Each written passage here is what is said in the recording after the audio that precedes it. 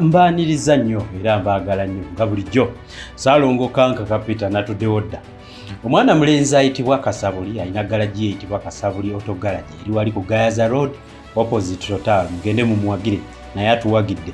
Nammwe mwongere mutuwe business okusobola okubeerawo programu zino nga tuzibaleetera ate ensunsule. Tulina okuba nga tuwagula business kati ku mukutu guno osobola okulangirako. Ojja kope namba wa maaso eriko ekigambo to advertise. Olwaleero mutabani wa Mmole Namatovu Mirundi si yatuddeyo. Oyo gw'olengera ye muzzukulu wa Mmole Namatovu Mirundi Ssaako Yohana Mirundi. Ono naye nga ye Joseph Tamale Mirundi naye nga ono ye Junior. Kale nno ensonga zetugenda okwogerako ngundiivu nnyo. Kaaka kapita butereevu kambeere nga neeyuna programu eno tusobole okuba nga tugitandikirawo naye nga teweerabira Kasabuli Auto Garage. Tuli ku Tamale Mirundi official. TM online television kigambo kyali kiwanvu ne kifunzafunzaako okusobola okubeera nti no tubaweerereza ku mutendera n'ogusinga ogwa TV ezimu ze mumanyi. Omanyi Mirundi senior wiki eno mumwagadde nnyo ne mutugamba waaye ate musuuliridde Junior. Oli kankubadde nga engatto ziyinza obutagiibwamu Junior naye ate njagala mukkirize nti naye waali ate mwamaanyi mugoberere emikutu giyisa okusutandikirawo Mirundi. Abantu soko babulira emikutu gino kwobeera butereevu. Ennaku zino abantu bafa batulaba abalaba omukutu gwaffe guno mwebale nnyo mwebalire ddala mwongere okusharinga n'okugwagala. Sibo mwami Kwankaka naawe nkwebaza obudde bw'oteekamu okulaba nti programu zino zituuka ku bantu baffe. Kituufu. Ennaku zino nebaza nnyo bannakisinde bannaffe aba People Power. Nebaza nnyo Principal Bobi Wine yantikkira engule eno gye buvuddeko awo. Sooka oleke Mirundi. Muli yambala engule gweyo wagifunye mangu. Yange bagintikkidde mangu. Sooka ate nnyina kwambala n'eyokubiri. Nebaza nnyo Principal Power era bwe yali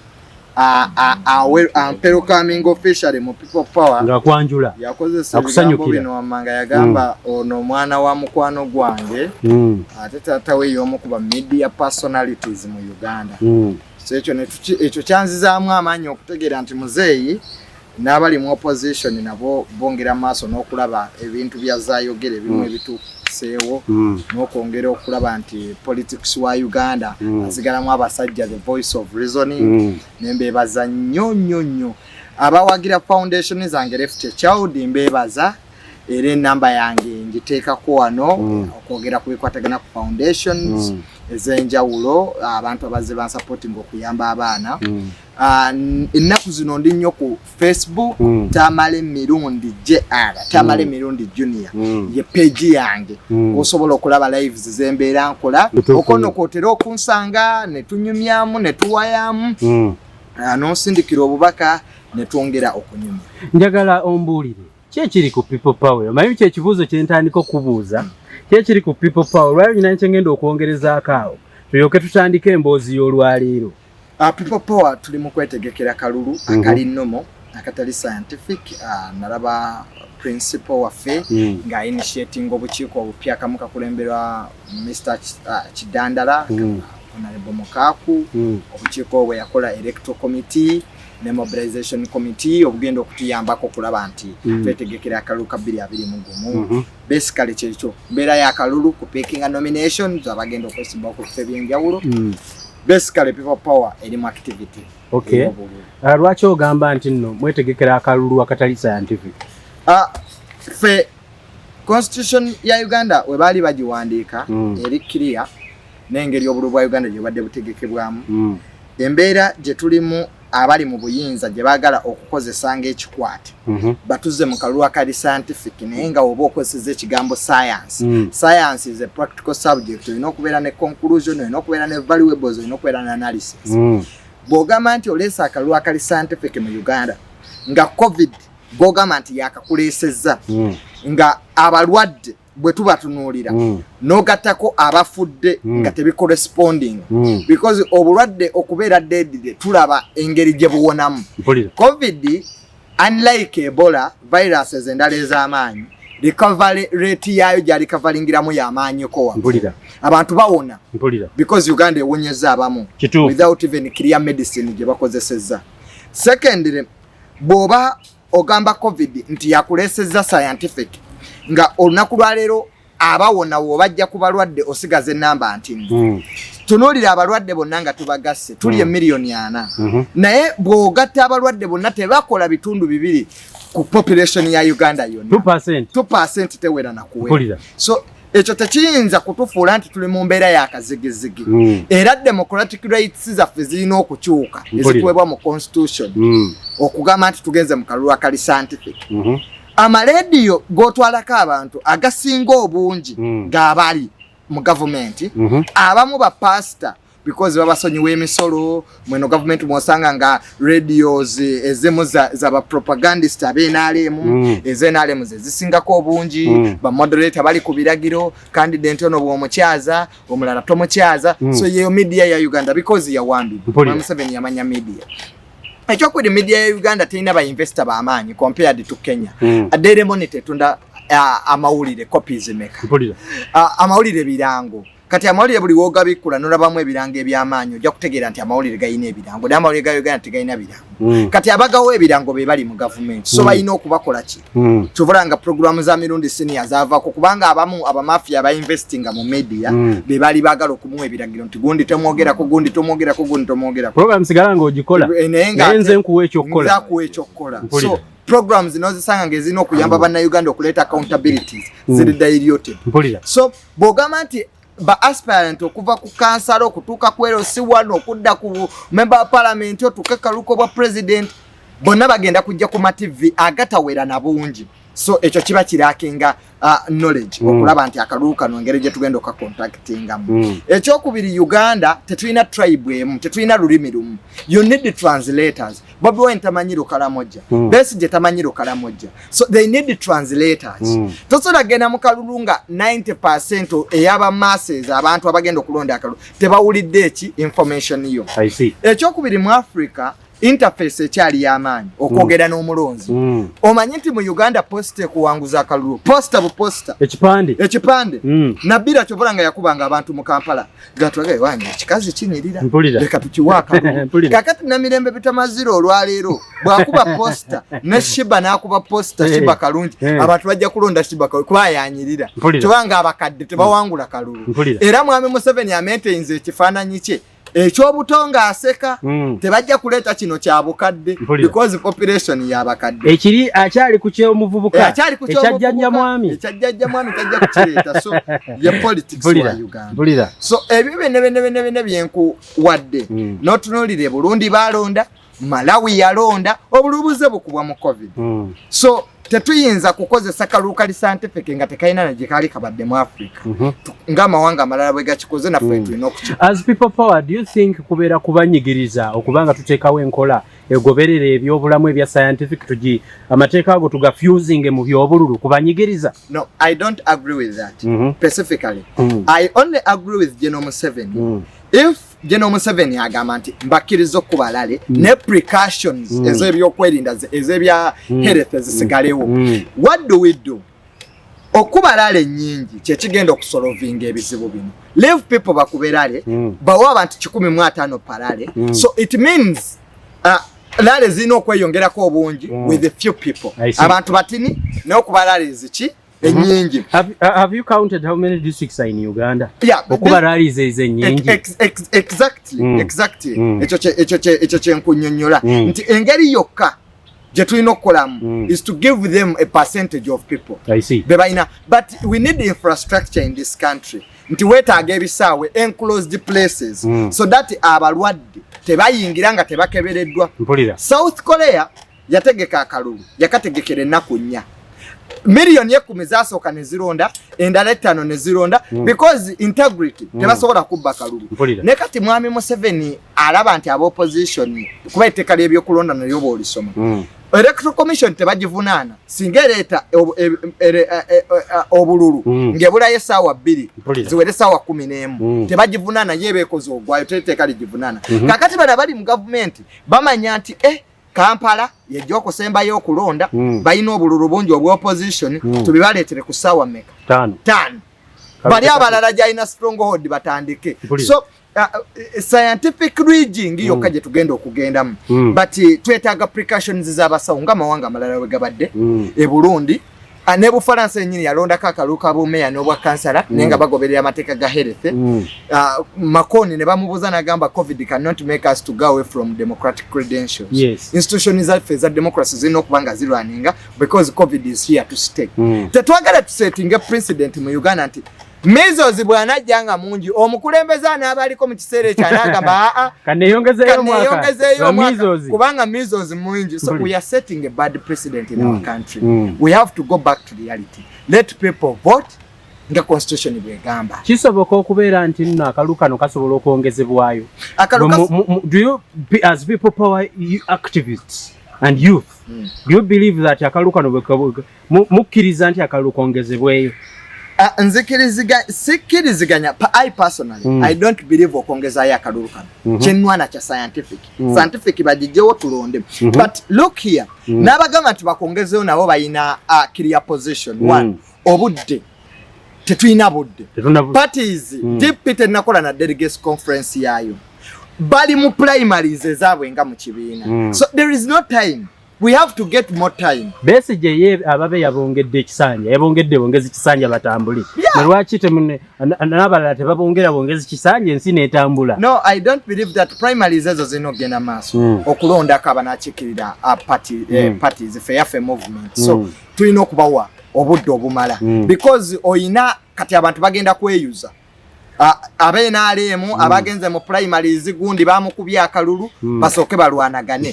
Parties ziba zijja kweyuza. So you need time. Nga bamaze okukola primaries zino parties okuddawo because ababa batayiseemu bagenda kulwanisa ebibiina. Kati people power egenda kugezesebwa nnyo n'ojja okusanga nga abantu bangi besimbye mu bifo eby'amaanyi ate nga nabo b'amaanyi. So akakiiko ka people power akakwasaganya electoral committee egenda kubeera ku kisenge ky'amaanyi nnyo. Integrity erina okubeera mu kalulu ako. Tetwagala abantu bali mu kibibi mu movements zino bakozesa their position to undermine others. So ebyo byonna by the way byetaagisa time. I think me, in my opinion, run such a scientific election. Sagala cha President Museveni kumongerayo budde because naye tali ready. Badyewo scientific rallies zigende maaso ng'amawanga Malawi gakoze Malawi Burundi so that we can vote ng'amateeka. Waliwo provision yegamba nti singa obukulembeze bwa president busukka mu buweereza bwina okuweereza mu time frame obuyinza bukwasibwa speaker wa parliament. As people power, what is your take kubuyinza okwasibwa speaker wa parliament Museveni abukwasa mu kadaga n'atuvugamu kyatufuze? Tekina buzibu because the constitution eriganga mukiriziganya nakyo nze sagala Mirundi activist in my opinion if gwe kiba kiyamba abana Uganda because akalulu kano sika mwami Museveni tutunulira nnyo mwami Museveni era nze nali mbuza mwami byabaka mono wa ise ne mugamba president Museveni omujjako interview kalulungani nga candidate oba omubuuza kakati kali waba akona bo bulungi kali scientific oba kali nomo. You should ask the president nga agenda okwesimba mu kalulu. Ne president Museveni anayogera kalulu nga July atuusa ajja kuba mulalu. So president Museveni mumwebuuzaako mu aba isi ngani lwaki ba candidate abalabo nate mobeebuuza ye yabalonda tewerabidde nti electoral commission yagironda kakati anti awo tuba tugenze nga tulina independence electoral commission because an electoral commission ina kubeera independent. Look here, my take on that in the president ne waba obuyinza nga tamu yeweddeko mu meyo obuyinza n'abo wa speaker constitution kasteba nga kigamba nenga kiyamba bana Uganda bonna. But President Museveni is selfish even when why no sending a state of emergency tajita because ne speaker yinyini amutya. President Museveni tasobola kuliskinga buyinza. Speaker omwama emyaka esatu tabasiba bano bonna ababbi watukira bagambe emmere enfuta ina maani gasobola bakwata babadde bekuba tebannabumuwa kati gwe omufuule speaker abere speaker atenga president emyezi esatu buli mubbi abamunda. So president ayina olukalala lwabwe abamanyi yabatugamba nabagula amatama tasobola kuliskinga because ali selfish. Obwongo bwonna bumuli mu kalulu tebumuli ku COVID. Okay. So ayagala kozesa embeera ya COVID okuyisaawo ebibi. Twabadde tuli awo eyo gye muli gye mutambulira mu nsonga ezo ne wajjawo bannabyabufuzi ab'enjawulo bandowooza zibayite na bannabyabufuzi naye buli munnayuganda aba ne siteeke ku ggwanga lye. Waliwo omukyala gwe simanyi erinnya lye lya kikale nze manyi bamuyita Zari. Omukyala oyo yazze n'agamba nti gwe goyita principle gwowaana owa people power Kyagulanyi owammwe yanywa enjaga tasaana bukulembeze owammwe munaabuufu era ye tamulabamu busobozi bwa kukulembera. Zari oyo kansooke ye nkubuuze byo wabiwulidde? Nabiwulidde. Byabadde bitya? Zari abuuza credentials za principal Mwami Robert Kyagulanyi. Zari ekisookera ddala Zari yani image kakati Zari Zari ye Zari aina following kituufu Uganda yonna osobola okuba ne following omanyi baserebu bafa basinga bambi basoma kituufu kakati Zari bw'aba abuuza credentials za principal Bobi Wine it is okay. You see people power tugamba nti buli muna Uganda waddemba okujja naawe endowooza ye ku kiki kyalowooza kya buntu era ffe tetumugaana kujja n'abuuza credentials. Naye obuzibu bwange bwe nnina ne Zari nti omugenge tawerekera mugenge. Bw'obuuza credentials za Bobi Wine gwe Zari sooka weetunulemu nga gwe ez'obwamalaaya bwe wakolanga n'okyusa abasajja abasajja 5 mu mwaka gumu zo credentials ezo zoogerako nga tonnaba kubuuza za Bobi Wine. Ekisooka katika muyambe nze muwe because saagala kumu defyinga nnyo nga simuwadde nga tomanaba muwa ekya Bobi kiriki. Constitution ya Uganda egamba nti aneesimbawo anaabanga ayina senior 6 Bobi Wine agiyina ne Makerere yagiyite so musajja muyivu. Ekyokubiri Bobi Wine abadde member wa parliament from a musician okubeera member wa parliament that's a big transformation. Bameka bali mu music industry basobola okubeera ba member of parliament. Big eye. Nata komana big eye nawe omusajja omukulu ali mu akabira balamu amuwemmere. Big eye. Ali wa president Museveni ku myaka gyo kyakabira president Museveni katolo walivaawo. Nze gwe mbadde mmanya ayinza omuyimbi asobola okikwata mu usipime. Kati ono Jose Chameleone ali mu kuba ba producer. Mpulira. So ye quality y'aba musician gye muyina. You're trying to tell me that Bobi Wine is so special. It's so special. The extent that he moved from one extreme end. Najja mu politics.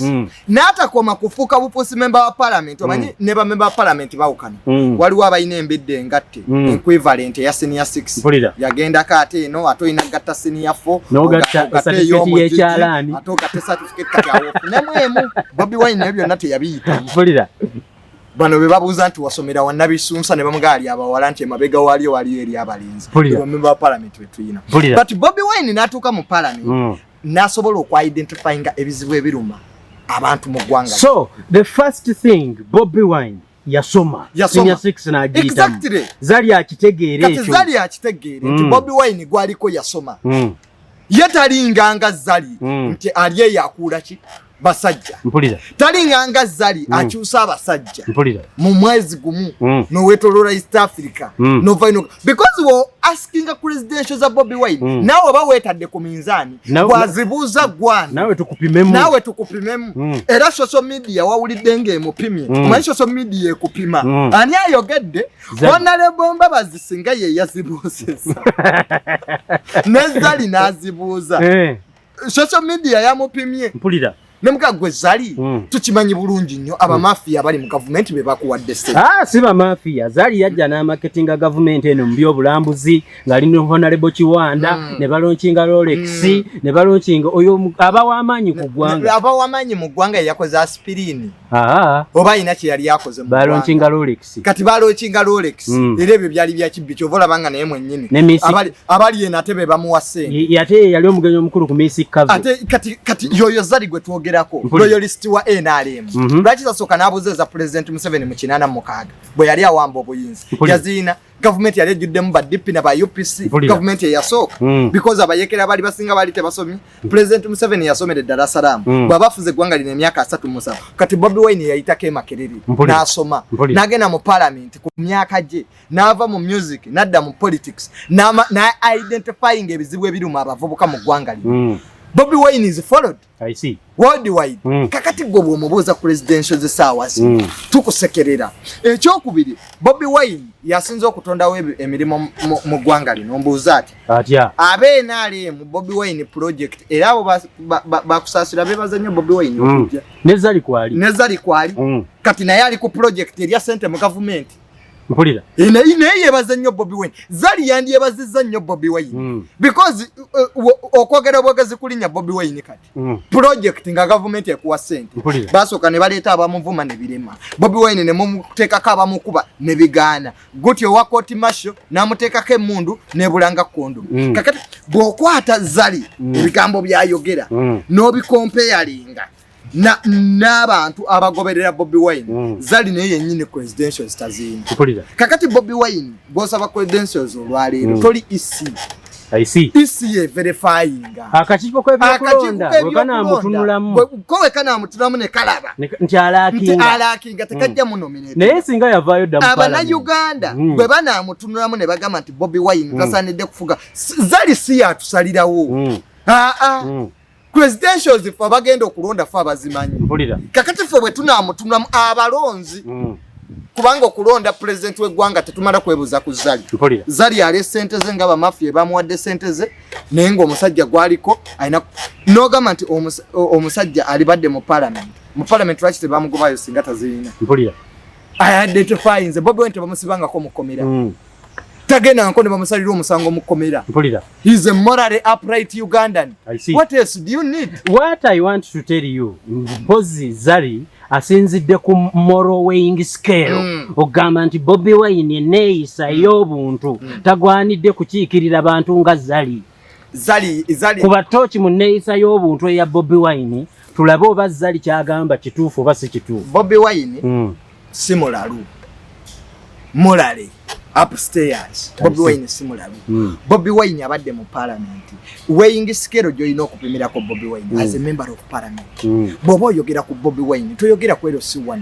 Era Bobi Wine tasobola kwanukula Zari. Ekintu ekimala ogenda wa president ate kitidda wala DC. Zari fe abalina omwanukula. Bobi Wine si level ya Zari. Kati oyo Zari fe abalina omwanukula.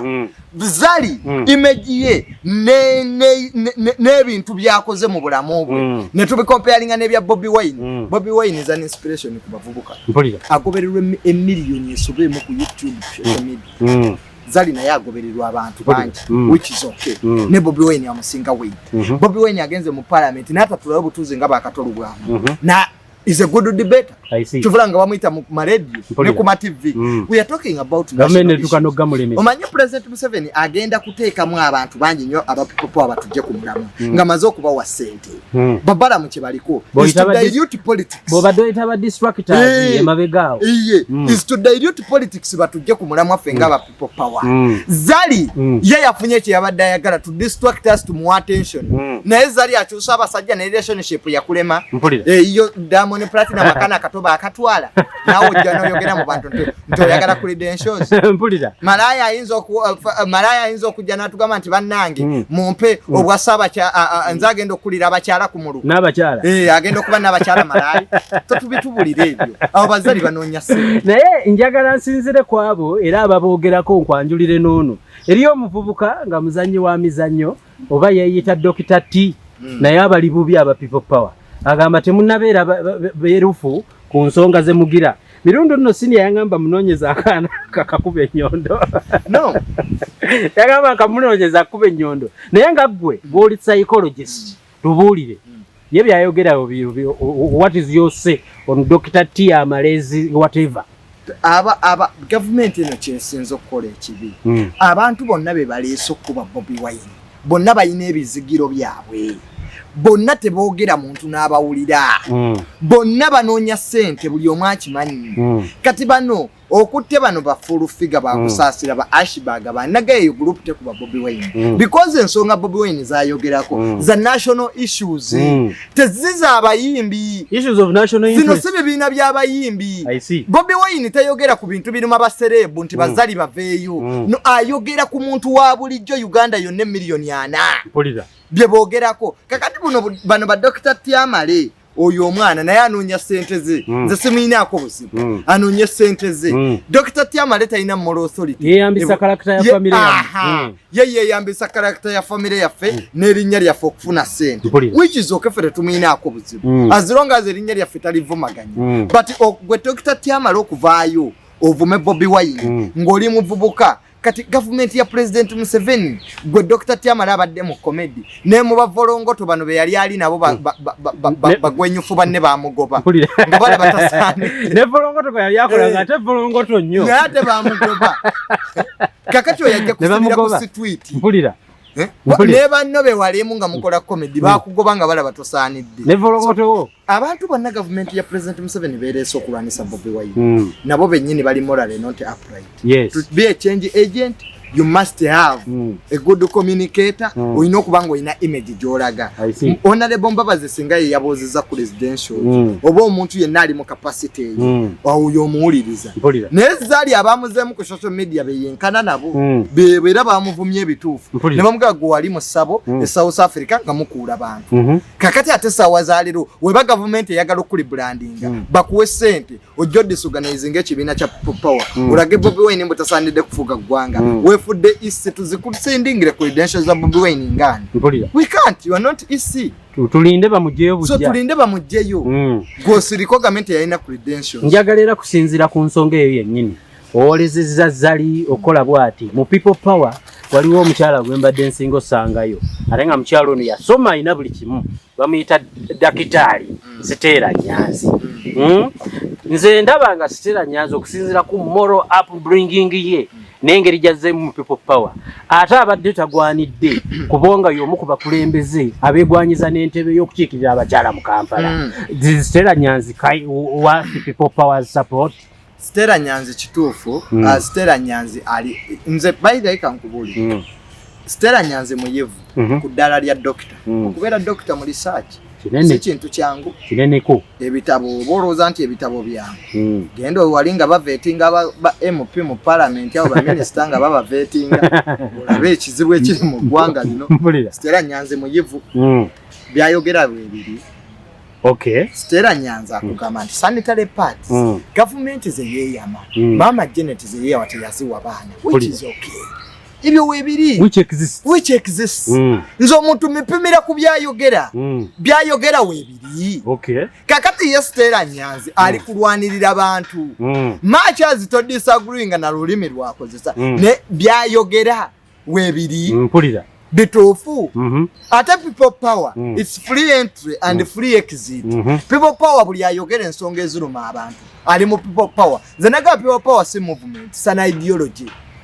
Essaawa za leero n'abali mu arcade be basibidde arcade nabo bali mu people power kubanga balumwa essaawa za leero abaana abatagenze mu masomero ng'omuzadde yatunda ekibanja n'atunda buli kimu okulaba nti omwana we asoma omuggalidde omwana we temutaddeewo obukiiko kulambula masomero tiddomitwe muzongereko obunene ono ali mu people power tajja kuwa kalulu. Essaawa ya leero wa bodaboda gwogobaganya naye ali mu people power. So Dr. Siteera Nyanzi ze wemba mupima mu akademiya muyivu ekyo kimu ekyokubiri byayogera issues za fighting the human rights ku ground they exist in Uganda. I see. You have no freedom of media. I see. Namulabye wano nga alwanirira abakedi kakati oyinza omusalira omusango Dr. Sanyans lwaki olwanirira abakedi no mpulira ekyo kituweyingirako abantu singa Dr. Siteera Nyanzi afunye sente za state n'agenda n'atandika okuvuma abali mu struggle awe nina obuzibu naye mpulira naye bw'aba naye alwanirira bakazi banne nga bambi bamusibye bamuleetako ng'awenyera. So how can I judge that person? Is that her language, the language ye morally representing Omukulembeze? What quality of Siteera Nyanzi will she be in parliament? Siteera Nyanzi ayawukanirawo n'Omukulembeze avuma abantu idiots. President Museveni olulimi naye lwakozesa parasite idiot. Those idiots who said that I'm using COVID to get the pigs. Olulimi lwa Uganda lwe tulimu. Mpulira. That's the order of the day. I see. Abawemula be basinga following mu Uganda. Yo society ya. Bad black. Hey. Bad black. No sango omusajja omukulu professor nga naye ali kufulu figure unumka professor chichi nenga inamu yebigambo bya kimyemu byayagala abawe muzi nandu jja kube concert ne shiba kube concert olabo obuzibu ne ba professor bagenda wa shiba mpulira generation njagala kubuuza olwamaze okulya akasente akabadde mu box ke tutalabye badi bulaka sharita namuyimbwa n'ayambala ate n'alabikako ng'ayambadde ekizibaawo kyammwe egandula lyammwe ovulo yammwe n'akakofiira. Is people power for people to just kubasuubulamu bamale badduke kubanga bwe kuba kulya sente ate ekyambalo kya yero mwe babeera bwe kuba kuwagira enamanje bagakima kikyolowooza ku bad black. Nzikiriziganya naawe abantu abamu abajja mu papa abaza kufuna byabwe baagala okukozesa people power nga platform okutuuka gye balaga baagala okukozesa people power nga platform dictator abalabe abayite baagala okukozesa people power okutuuka ku bifo ebimu ebyo bibeeramu bad black namuwagira ogwasooka nenyina ne ku page ye ne mu defending because yalina right reason bw'oyogera ku sente ezibbiddwa abatalina nakye bakoze mu covid omuntu ministry ne bakuba billboard ye billion nosanga ababaka ba parliament nga nabo ku munyago besaliddeko bad black yayogera ku bamalaya yayikola omulimu gw'amaanyi nnyo to identify with the prostitutes abali ku border abali bagenda okuspreading handa kyo si kyangu okukyeyita ekigambo nakyo si kyangu okukyeyita so I sympathized with bad black because yayina ensonga ennungamu yakola buli omu yamulaba nti yakola ate abataakola mu covid bazimbye apartments abatalabikanako bebawa contracts zokuservinga emmere eri abantu tebabikola so buli omu yafuna so bad black bwe muba nga n'abalala mwafuna naye yali asaana okufuna awe najjiramu but bad black okuyingira people power it's a right aina right okuyingira people power bw'abazze mu people power okugamba bali because namulaba nga aline balamu n'agamba sente bazimusasudde era yafunye yakagundi k'abaana ninga okay kubanga kusasudde sente automatically watugambe ziba zaabwe zibabawa nazzemu okutunula nga atali mu people power if bad black aze mu people power okulwanirira abantu because people power is a movement of people abatalina ddoboozi okwogerera abantu okwongera okulaba nti eggwanga lyaffe lidda mikono emituufu okwongera okulaba nti ebintu byonna kibbattaka biki byonna tubyogerako awo mukkiriza ali welcome to people power naye bw'abazza okuzannya obubaddi tebansasula bulungi kanyana mu power bampite bampa akontini nalimba banja nnyingi nga kye kimuyingiza mu people power manyi buli omu oyina omubuuza gundi lwaki walokosi abantu abamu bayingira amakyaki nga bazze buzi kuyitayo buyisi so bw'aba ali mu people power nga z'okwogerera ebiruma abantu bw'aba ali mu people power nga z'okulwanirira embeera z'abakyala banne bw'aba ali mu people power nga z'okulwanirira bamalaaya kubanga omulimu ogwo nagwo bambi si gwangu abantu abo babonaabona bamalaaya bangi nnyo abafiiridde mu maloogi bamalaaya bangi nnyo kugamba omulimu ogwo nagwo gwetaaga okutunulwamu nabo bantu bannayuganda naku ye batuuse okukola ekyo so ono Zari nga tannasaba credentials ng'ayambadde earring alina mu Range Rovers yandisoose n'atunuulira abakazi engeri embeera gye bayitamu so bad black bw'abaze mu people power aze kulwanira mbeera z'abantu nga tazze gikosa nga platform okulwanisa abaali bakamaabe she's welcome as well abantu abo babiri kubateeka mu lupimo lw'okulaba ani asinga bad black versus Zari mu lutalo lw'okuwaayo ebirowoozo by'abantu ani gw'osuubira abikiikiridde obulungi ngenda ne bad black Zari no. Bad black amugezi by the way bad black okuva mu ntandikwa oyo yabba omuzungu teyatta muzungu oyo gwe bagamba gwe yabba bad black si musiru that's what people feel bad black ayogera ebintu ebirimu amagezi compared to Zari Zari ku status ye ne capacity nga naye yali akozeeko obwamalaaya Zari ku status ye ne capacity nga abadde mu ebusoga Zari musoga ava busoga envunza ziruma abantu zibatta aliawo ali mu earring ali mu Range Rover atubuuliza presidentials lwaki tosoka noyamba abebusoga foundation kizoyina eziyamba abaana okudda ku masomero busoga yebimu ku bitundu ebisinga okubeera nga abantu bamu tebasoma busoga byebimu ku bitundu ebisinga amalwaliro amabi busoga byebimu ku bitundu ebisinga envunza lwaki tasoka nayogera ku nvunza beziruma abanene ababbye sente z'okulabirira abaana ebusoga abanene ababbye sente z'amalwaliro kakati oyo Zari yatasika ya bad black akola nabagamba nakola nga buli omu yakola kati ono ye Zari alinda bulinzi sente okuteeka abannayuganda ku lwansi omu naye aveeyo mu mawulire bamulabe so sizaaguriwinga naye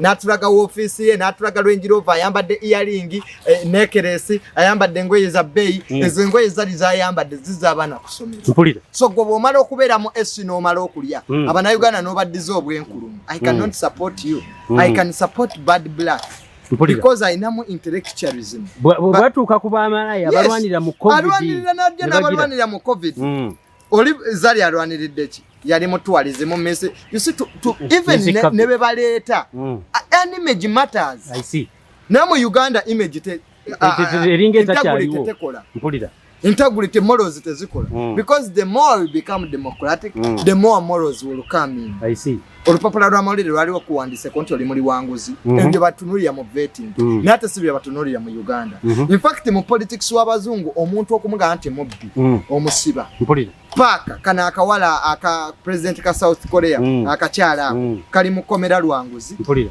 because ziri society zakuba obuli bwenguzi so I can support bad black more than Zari ngotadde ku lupimo olwo kaneyambe akaseera kano omanyi eyo waliyo chairman Nyanzi chairman Nyanzi ali mu informal sector mu twalira ba bad black yayambulirako bayita mu people bayita banneeko naye ate nja kuba tugwe kutwalako bannaffe abavubuka bali mu myaka gyaffe bokolera activism aba boda what do you think is the right strategy eyali badde ekolebwa ku baana aba boda teri president ali structuringa oba aleeta policy mu covid president Museveni yasooka okukikola mpulira because abantu tebalina mirimu buli omu covid amukubi the greatest factor that if we want to save our economy we should look at the informal sector we should look at the private sector abali mu private sector baliwa bebewolewa Honorable Kasolo mukwano gwa muzeeyi Honorable Kasolo minister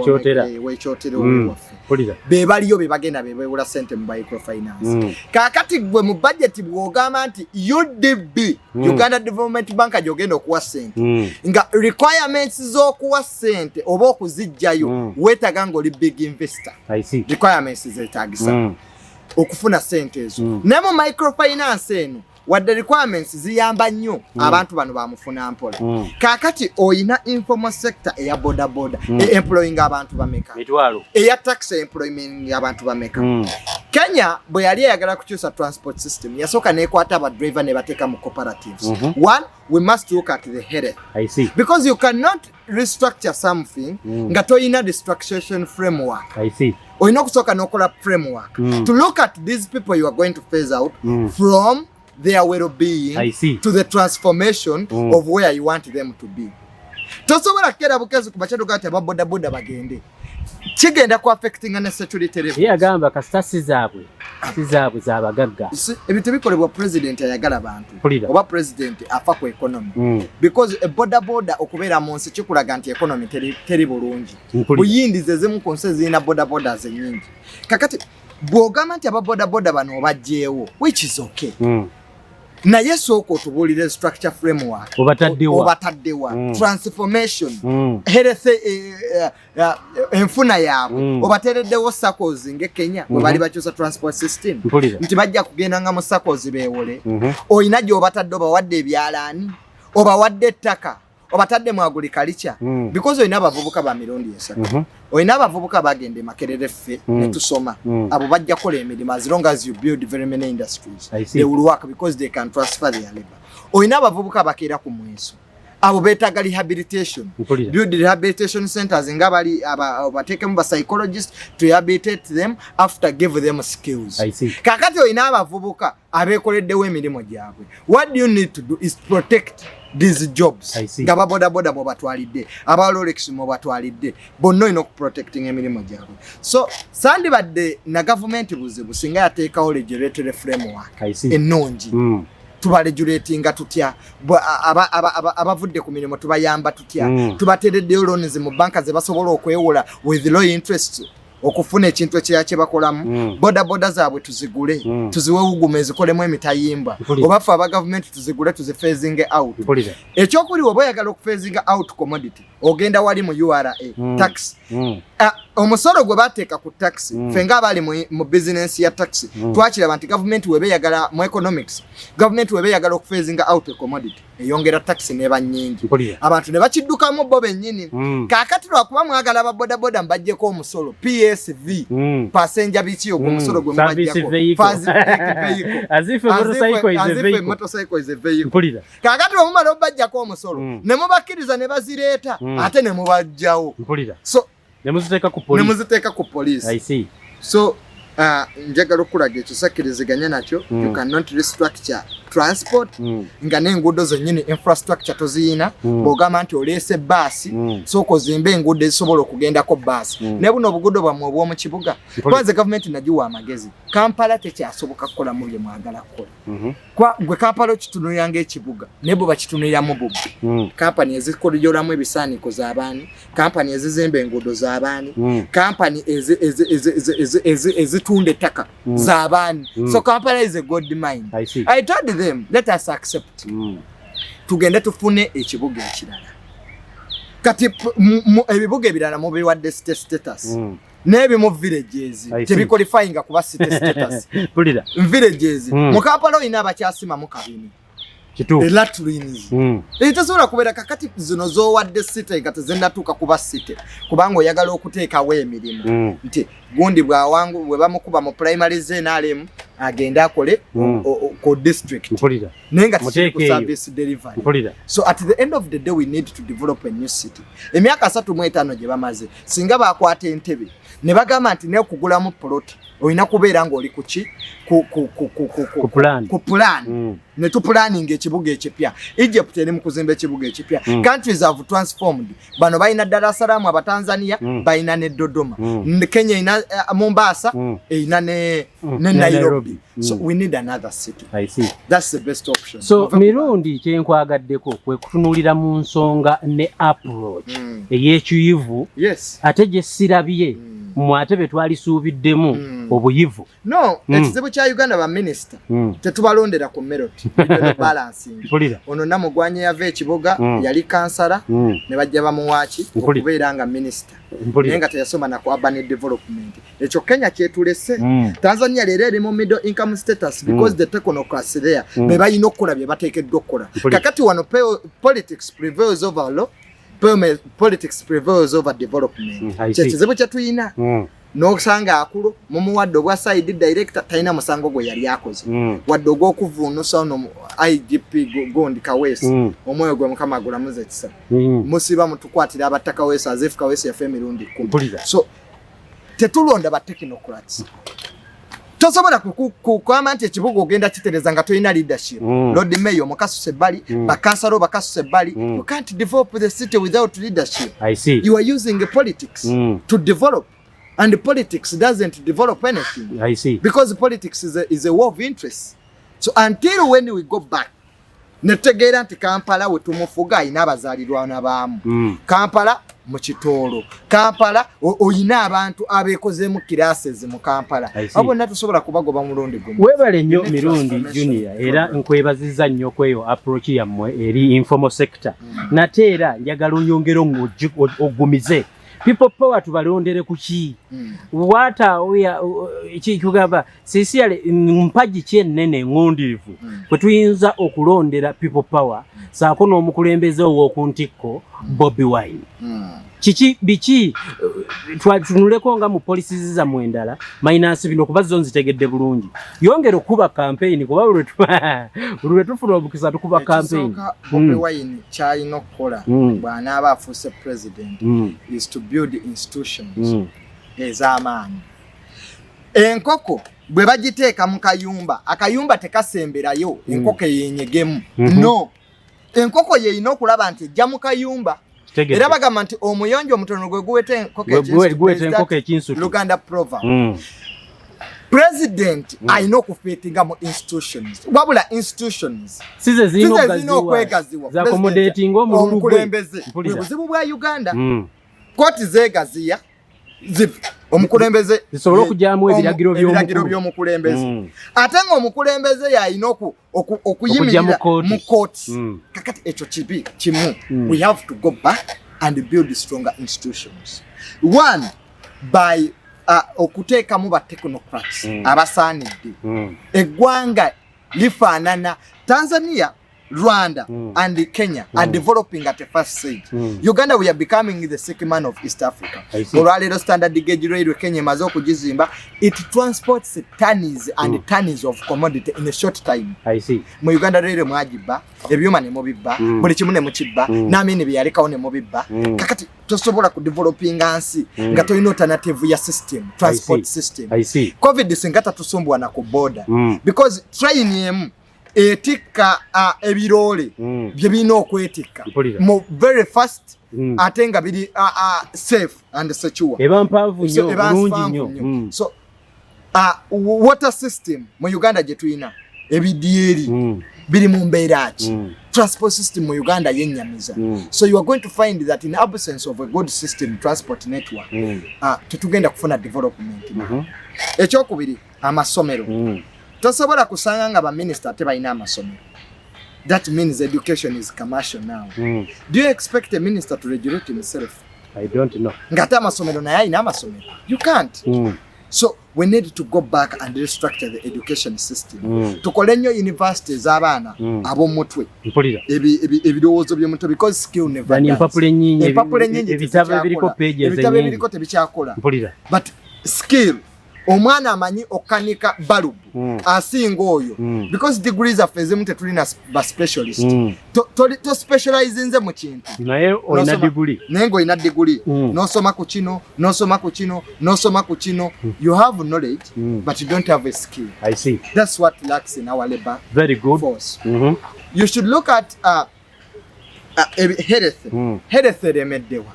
You cannot have pharmacies nga ate abali mu government be banyinizo. You are creating an alternative. Ate be bakulira medical store. Ate bakulira medical store. Eddagala nga bwe lituuka ebaziza mu pharmacies za. That's mean in mu pharmacies eddagala lyonna ojja ddisangayo. Erina okuba erya government. So Kalomax agamba nti abantu abali mu government we ba becoming appetite eggwanga terikulaakulana. Because omu capitalist okuzimba eddwaliro azimba mu essomero. Issue ye money. Tuyiseewo tutya. Museveni bwe yajja n'akola 10-point programs zaali nnungi nnyo ku lupapula. Corruption, democracy, human rights. Naye abo bawandiika yenda. Corruption kati oyinza okugamba yemwe yabaliita bajje babbe baluutinge. Naye mulemye. So we should look at those things and very many things that we must address as people power. As people power that we need to work on. Economy, ettaka. Tosobola kugamba nti abantu bagobwa mu ttaka ng'ate ekyapa oli ayina ekyapa ekituufu ate n'akuba ekifu ettaka lya President Museveni yennyini naye baalibbye musajja wattu naye President w'eggwanga naye bamubbye ettaka yasasula ettaka n'agula ekyapa yagenza okibuuza nga tebamanyi waawe ekiri yagula mpewo. So President w'eggwanga bw'atuuka okuba nti naye bamubba. We must go back and restructure these systems. Njagala era kusinzira ku nsonga eyo mu people power mbeebaze okubeera nti nno ebirowoozo ebyo mubirina ate era ne mukola ki naye njagala kuleetamu kino omanyi eggwanga eririmu amawanga tribes. We have so many tribes here. You can't avoid tribalism in a country. Zari yazze n'agamba nti mwaba people power mwamwataakinze olw'okuba musoga. Okitegeera? How is people power handling the issue of tribalism, politics of tribalism? I've never had anybody in people power being the principal himself coming out to utter tribal statements because tribalism has no place in our politics. I see. And in the whole world actually. And in the whole world actually. Abaganda mu 66 we baleeta President Museveni omunyankole because Obote yali amaze okuba obwakabaka and Museveni needed the politics of activity versus lateral politics. Bannabyabufuzi ba Uganda basinga obungi aba opposition bali mu lateral politics kwogera but okukyusa obukulembeze mu Uganda you need the politics of activity. That's why Dr. Chiza Besigye abadde nnyo important mu politics wa Uganda. That's we yekumidde ajja kola woko tuwaka ajja kola ajja kuvaayo yekalakase. You need an activity as a politician to keep you there. Lateral politics takola nnyo. So abaganda we bamala okuwa President Museveni era nzikiriza nti olubiri lwa Muteesa okubeera ebbanda it was for security purposes abantu beeruweeru baali balwanyi ng'Obote akimanyi nti they can fight back. I see. But leadership ey'abaganda abali mu lukiiko they kept on uttering n'okuyimba ennyimba ezivuma Obote mama wo Sabulenya kino ekyennyanja ekibeera mu mazzi. But that couldn't change Obote. Bamusikiza nambwa bwe yafa. That could not. Yatuuka okufa ne bateekako omusikawe ngambwa. Ekitaite kisobola kutwala Obote. Because it was oratorial politics, not an activity. President Museveni bwe yajja n'alaba abaganda bano n'agamba babulwamu activity. Bayina hatred.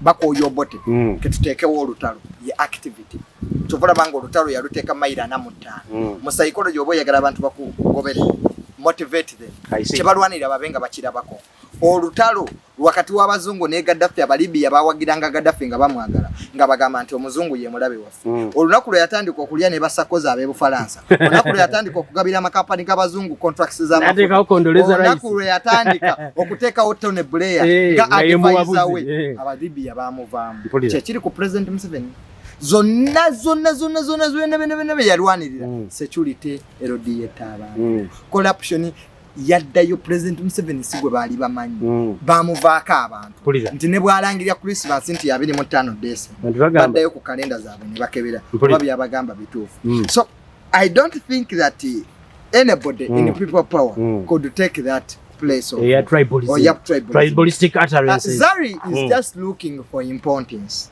Zari is just looking for, you know, a comeback. That is being used by the mafias, and we are going to see so many people coming out to abuse Bobi Wine. I see. Coming out to ask for credentials, coming out to utter nonsense. But as people of power, we are prepared, and the people are prepared. Yes. Uganda baba dembuwambe banga deni.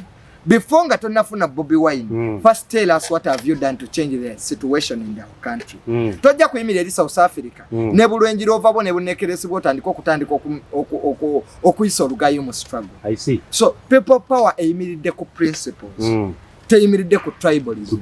Bamukaku, bani, abali mu people power, Leus, Secretary General, Musajja Munyankole, n'Oluganda talumanyi bulungi. We have created a platform. Deputy gwe nalaba gwe mwalonda.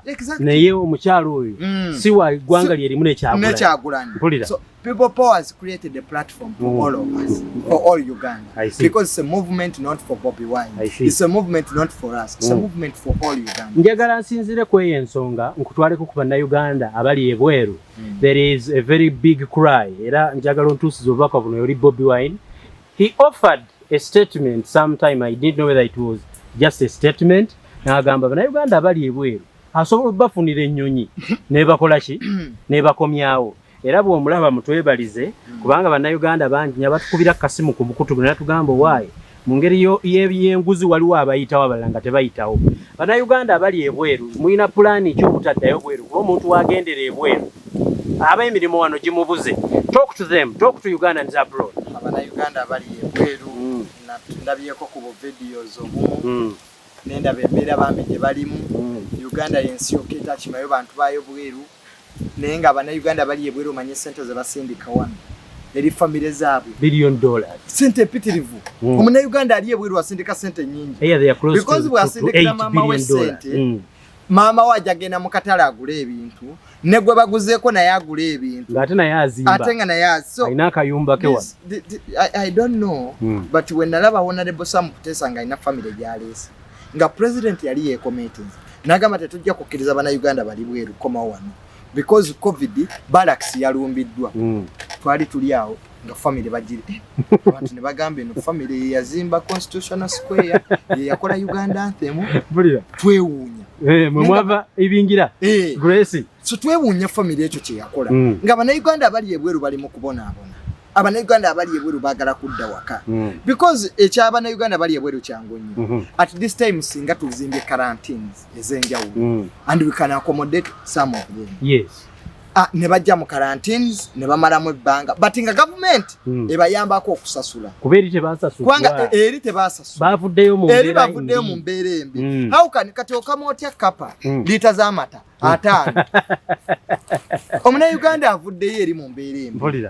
So tulabe ku nsi endala kyezikoze bakoze eki naye wano Bobi babagalamu ssente babajjemu ssente nawulira zaali $10 bw'ova ebweru olina okwesasulira waliwo ne high end hotels testing kits tulabye kubali mu isolation center abamu nga beetemera ndongo bagamba bossi balwadde so byebyo biri mu Uganda naye nga bannayuganda abaliyo tulumu wamu nammwe tusaba tukwaba Bobi Wine yakola platforms ez'enjawulo wazze ng'ayogera ku mbeera eri abannayuganda abali ebweru kakati gavumenti ngisaba era njikubira omulanga ti abannayuganda baba bazze wano bakkirize bajje bagende mu karantini kuba tebannagaanako mulina obusobozi nga people power okubajjayo oba principal yali alimba you see that was his idea as an individual yes ng'omuntu afa ku bantu but the implementation body esigala mu government that's the implementation okola oluguudo mu Uganda oluddeewo oyinza okuba oyagala nnyo ddukola naye amaanyi tegaliwo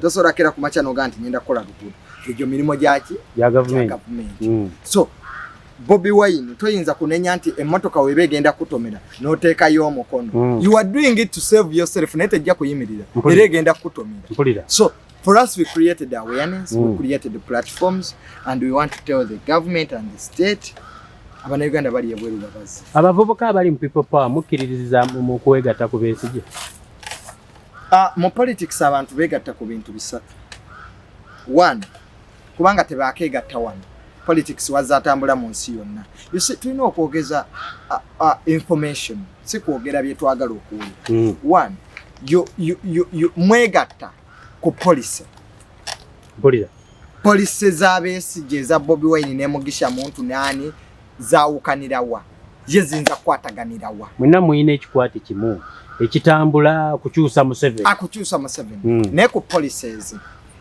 people power policies zaffe ziriki Bobi Wine Besigye policies ziriki awe muyinza okwegattira nti mufaananya policy tibyoyagala okukyusa mu education nange byenjagala okukola twawukanidde wano ku economy gwe economy yagala gikola bwoti kuli branding economy gwe center to yagala ziwa informal sector atono yaloza bwaziwa nnyo abagaga ne bajja ne batandika ama industry bawa abantu banabeerawo so there are so many dynamics nekyendaba mu Uganda tebawukanira ku policy Mau bwavayo n'akola statement naga nti people power muyaga gujja kugenda essaawa yonna nagamba ffe aba DP nga naye ali mu opposition ebigambo byayogera kati Mau abaakuliraani simanyi abaakuliraani simanyi nagamba nti mu abaana abadduka abaazaawa ne mugenda mu bibiina ebirala mujja komawo mu DP ng'oluggi luggale Mau atuuse n'okuteeka enzigi ku political parties nga DP bagikola mu 56 Matayo Mugwanja yakola DP tali related ku Mau omwana Beni Kiwanuka mwali mu DP so kakati Mau abaafunye entitlement okulaba nti opposition aginako entitlement agifudde na company fete tugenda kusitula busawo bwa cement ezo si police temusobola zeegattako ezo tusobola zeegattako kuba atayogeza police yandigambye ffe tulemeddwa okukkiriziganya okwegattako people power kubanga ffe police zaffe zaawuka secondly politics mu opposition zeegatta nga bafunders abava ebweru bagenda kuziwa ssente abazungu they prefer to give money to opposition eri united so kati bwendaba mu Uganda nga bafunders abasinga bali mu abamu bali mu government abasupporting ebibiina by'ebyobufuzi eby'opposition tojja kusubirawo policy nogamba nti mu TDA Galante yasooka yali prime minister ow'Ebungereza David Cameron beegatte Galante owokubiri Kofi Annan yakolako mu UN ono omusajja we Ghana kati president naye yali Galanta Raila Odinga nogamba nti TDA webayagwa ndina bagalanta bwe bati kubanga omuntu abamaanyi abali basobola okukwata mbabazi ne Besigye bonna nga bakiga badde mu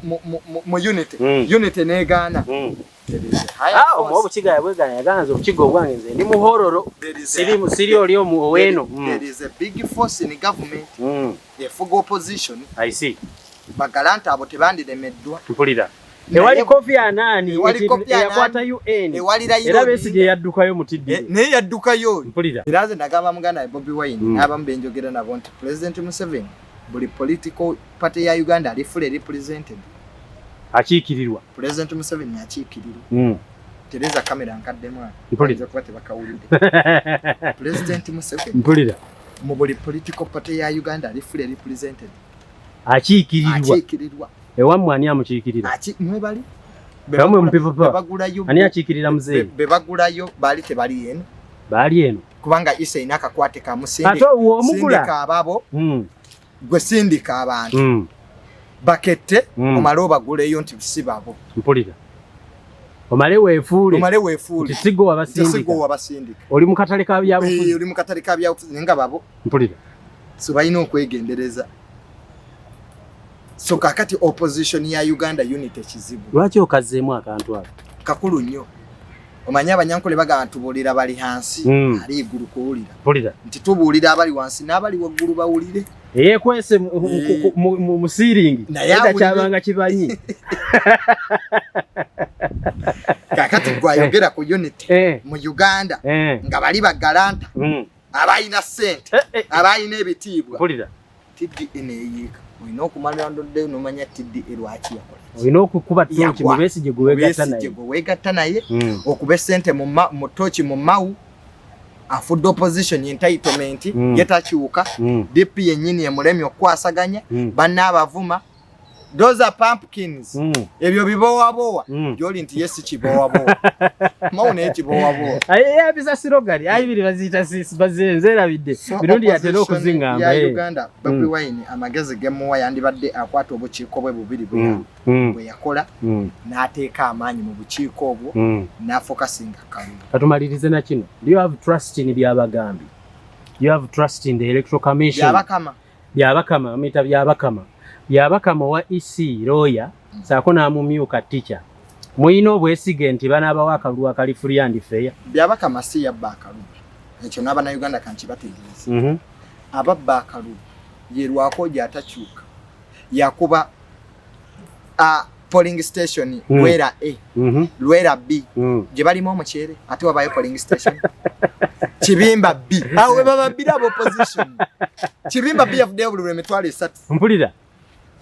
Scientific reading Museveni agenda okuyingira ku ngatandika dokabba. Gerrymandering mu byobufuzi kwata constituency bweba kiboga. Olabe wali aba opposition njawulemu sigaza ababo osigaza opposition nayo gye webyayi. Jawulemu emirundi ebiri. Mpulira. Kyovula nga Uganda districts nyingi zagana kusinga parliament. Balese n'aba representing abakadde. Mpulira. Because politics kastokola. Babatereddeko bataano. Parliament kitegeeza yeeyongedeko abakadde bataano. Woba ina ababaka bina. Abakiikirira bannaabo abatakyasobola kwogera. So woba ina ababaka bina. N'oyongerako you are diluting parliament. I see. Buli omu kati naye mubaka. Political gerrymandering. I see. Webakiyita. Ekyokubiri nkugambe polling stations ze bakola mu bitundu ebitaliimu bantu. Ekyokusatu ebyokulonda babituusa leeti. Wabamanya nti opposition ina stronghold 1. Tubirete ku ssaawa 7. Eyo lwakoje. Tubawe ennaku 3. Eyo lwakoje. Yetakyuka. Bano babakama bakyuka babakama kuba wabwerereze messenger. Mpulira. Ne bamuleta bulesi kwogera bya bugwangu. Mpulira. Neri wansi wali yabakola ki? Ababigira. Era bo bano balwa bawulira essanyu ne banaategeka akalunga kali scientific court ekagani. Bajja kuddayo era mu parliament bategeka akatuufu naye nga parliament bagiwadde budget empya. Okay. Boche babala. Gwene bokayingiramu ne bakayiwa. Bo bali eri baganga. Katukaddemu. Babulijja omugamba tukaddemu. Ensimbi era ziyiika. Mpulira. Isi center ze computer ze babalisa okulonda kwa luli ze balondesa ziriwa. Batulage omanyi public assets zirina okutundibwa ku auction nga izi public ezene ezigula. Tutulya nko ku auction ya isi. Oba bazookyanga ddagala lya balonderamu obwo box obwo bulaba. Mu kyenda mu mukaaga semwogerere nga bamubba akalulu bamubba kati.